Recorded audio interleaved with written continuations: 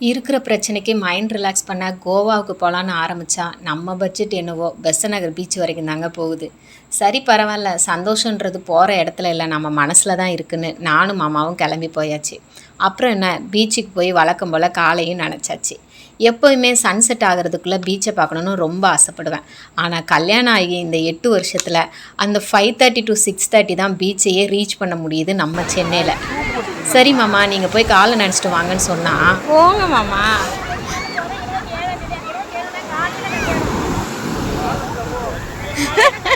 கடல்ல நனையலையா? கடல்ல ஏன் ஷூ நனைஞ்சிரும்னு சொன்ன மாமா ஷோவை அந்த கடலை மட்டும் ரொம்ப நேரமாக ரசித்து பார்த்துட்டு இருந்தாங்க. அவங்களும் அந்த கடலை மட்டுமே மனசுக்குள்ளே அப்படி என்ன பேசுனாங்கன்னு தெரியல. ரொம்ப நேரம் ஆயிடுச்சு, அவங்க வரவே இல்லை. சரி, அவங்கள டிஸ்டர்ப் பண்ண வேண்டாம்னு விட்டுட்டேன். அப்புறம் கொஞ்ச நேரம் கழித்து அவங்களாவே போவோம் அப்படின்னு சொல்லிட்டாங்க. 2 பேரும் கொஞ்ச நேரம் உட்காந்து அந்த கடலையை ரசித்து பார்த்துக்கிட்டே நம்மளுக்கு இருக்கிற பிரச்சனையை ஸ்ட்ரெஸ் எல்லாத்தையும் மறந்து 2 பேரும் பேசிக்கிட்டே இருந்தோம். அந்த இயற்கையை ரசித்து பார்த்துக்கிட்டே இருந்தோம்.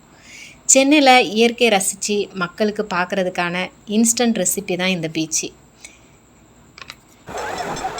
என்னை பொறுத்த வரைக்கும் ஆறு, கடல், அருவி, காடு, மலை இந்த மாதிரி இயற்கை உள்ள இடங்களுக்கு போனாலே என்னோடய மூளையை புதுசாக செஞ்சு வச்ச மாதிரி ஃப்ரெஷ்ஷாக மாறிடும்.